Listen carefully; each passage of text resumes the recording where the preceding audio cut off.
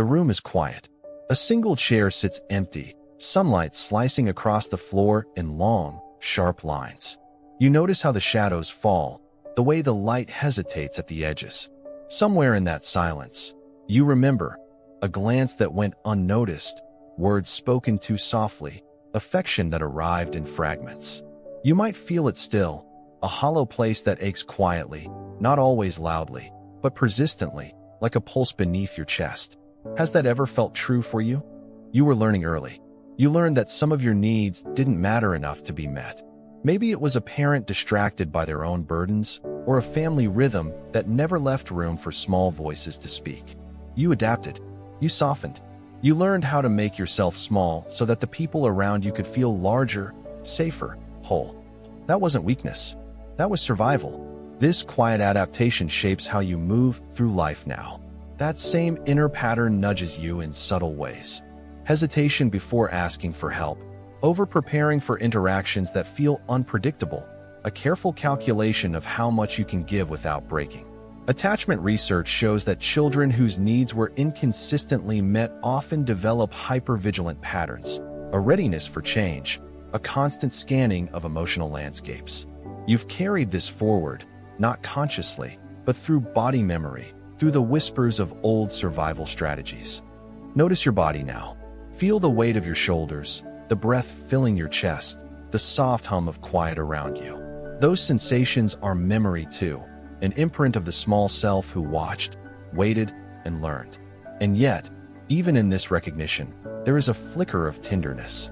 That child inside you, the one who waited for recognition, is still here, still observing, still capable of being seen. The voice of that child begins to name itself. Perhaps it's the observer who softened too quickly, the one who learned to vanish so others could shine. Maybe it's the quiet pleaser, the one who held back tears or requests, thinking silence would keep the world calm. Whatever shape it takes, offer it gentle acknowledgement. Recognition is the first gift you can give yourself. Notice how this pattern moves through your present. At work, it may make you meticulous, cautious, endlessly checking every detail. In love, it may leave you hesitant, afraid that asking too much will push someone away. In friendships, it nudges you to adjust, to apologize preemptively, to measure your own needs against others. These are not flaws. They are echoes of early experience, adaptations once necessary, now subtle, quietly shaping your decisions and feelings. If this is you, perhaps you've noticed exhaustion in simple interactions, a restless mind replaying conversations long after they've ended. Maybe you apologize for simply existing or overextend yourself to ensure harmony. Neuroscience tells us these patterns are encoded in the nervous system. Repeated responses become automatic strategies, a soft armor built from years of anticipating needs and avoiding conflict. That armor has kept you safe, and now it asks for recognition, not correction. Take a breath. Feel the texture of the chair beneath you, the rhythm of your own heartbeat. Let your attention settle on the faint sounds around you, the hum of a distant refrigerator, the whisper of wind against a window. These are your anchors to the present. And here, gently, is your first micro-practice. When you notice hesitation, silently say to yourself, "I see you." Second, recall one memory from childhood that still tugs at your chest. Offer it warmth, as if placing a hand over it, whispering, "You were enough." Third, breathe intentionally for 60 seconds, letting your body expand with acknowledgement rather than tension. The light in the room softens. The shadows on the walls hold no threat, only memory. That small voice inside, once quiet and unseen, now sits beside you, companionable, acknowledged, visible. You are beginning to understand. Recognition, not judgment, is the bridge between past survival and present presence. And now, notice how these patterns ripple outward into the spaces you inhabit. Perhaps in love, you hold back, anticipating moods before they arrive, softening yourself to avoid friction. In friendships, you might adjust constantly, apologizing silently, trying to maintain harmony. At work, you over-prepare, double-check, careful not to draw negative attention. These are not quirks. They are survival strategies, refined over years, echoes of a younger self that learned early how to navigate unpredictability. If this is you, you know the tension it carries. The pull between craving connection and fearing exposure. The exhaustion of being alert, always scanning for cues, weighing reactions. Attachment theory tells us that children exposed to inconsistent care develop these internal scripts: hyper-awareness, subtle self-regulation, and an inner voice always predicting outcomes. Understanding this does not erase the patterns, but it illuminates them, allowing compassion to take their place. See it in micro scenes. You hesitate to speak in a meeting, rehearsing every word. You replay texts late at night, analyzing tone and intent. You smile in conversation while your mind quietly measures your worth. You cancel plans, claiming tiredness, yet longing quietly for presence. These are traces of survival, not failure. Recognizing them softens judgment and allows insight. Now, allow a flicker of relief. You are not wrong. You are not too much, not too little. You are aware. You are noticing what once ran on autopilot. That awareness alone is a quiet balm for the chest, a softening of old tension. Another set of small practices. First, name one habitual behavior that arises from early survival strategies, silently, compassionately, without judgment. Second, during your next interaction, pause and breathe before responding. Third, journal a memory that feels unresolved and offer it acknowledgment. I see you. You are safe now. These are invitations, not instructions, guiding presence over reactivity. The rain outside continues, softer now, blending with the gentle rhythm of your breath. That inner observer, once a shadow, now rests beside you. You are learning to witness patterns without blame, to honor survival as wisdom, and to integrate the inner child into the adult self, not erased, but embraced. And as you sink deeper into this reflection, notice the quiet corners where memory still lingers. Perhaps it's a room from long ago, the soft sunlight on a floor you once ran across, the faint scent of books or crayons. In these corners, lessons were learned without words. Stay small, hold back tears, smooth over tension with a smile. Those lessons etch themselves into your body, into the rhythm of breath and heartbeat, subtle but enduring, shaping how you move through the world today. It's here you begin to see the pattern clearly. That part of you, the one who softens, anticipates, hesitates, was your protector. Once it kept you safe. Now, it asks only to be recognized. In the quiet, you can see its influence in small decisions, in careful phrasing, in hesitations and replays. And as you notice, tenderness arises. That child, the one who waited and watched, is still here, still resilient, still capable of being seen. The mind is remarkable. Neuroscience tells us that repeated patterns from childhood form strong neural pathways, embedding survival strategies deep within. Your vigilance, your careful observation, your cautious generosity, these were all adaptive, necessary. And now, witnessing them without shame creates space for choice. You are conscious. You are noticing. You are free, in this moment, to simply acknowledge.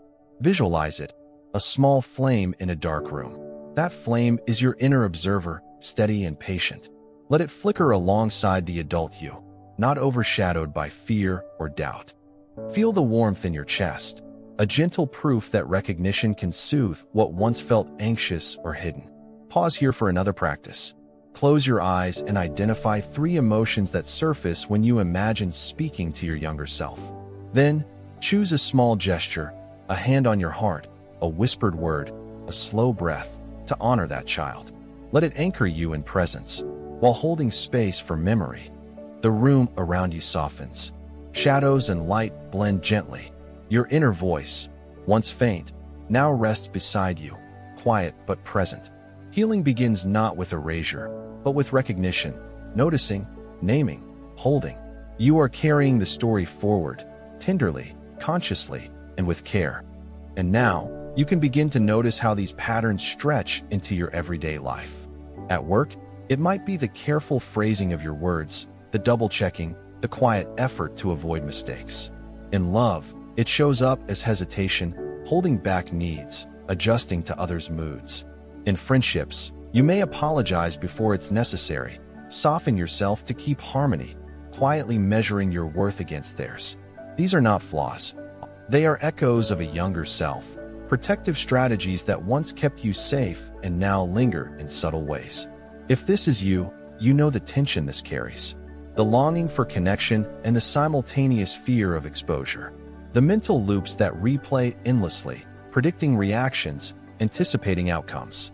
Research on attachment and hypervigilance tells us that these are not random habits. They are deeply learned patterns, engraved by early experiences. Understanding them illuminates why you act as you do, allowing compassion to replace self-criticism. See it in micro scenes. You hesitate to speak up in a meeting, rehearsing each word. You read a text a dozen times, trying to decode meaning. You smile in conversation while quietly measuring yourself. You cancel plans, claiming fatigue, even as your heart longs for company. Recognizing these as echoes of survival softens judgment and allows space for presence. Now, practice gentle acknowledgement. First, notice one behavior today that comes from early survival strategies. Name it silently, with compassion. Second, pause and breathe before responding in your next interaction. Third, journal a memory that feels unresolved, offering your inner child a quiet hand. I see you. You are safe. These small gestures cultivate awareness and integration, not instant change, but steady presence. The rain outside softens, blending with your own breathing. That inner observer, once shadowed, now rests beside you. You are witnessing patterns without blame, honoring survival as wisdom, and integrating your younger self into your adult awareness, not erased, but embraced. You are learning to move forward with recognition, tenderness, and quiet presence. And finally, turn your attention to the quiet symbols that surround you. A worn photo corner, a lamp casting a warm glow, the faint echo of laughter from years ago. These are mirrors of your journey. The child learning to survive, the adult learning to notice, and the self learning to hold both together.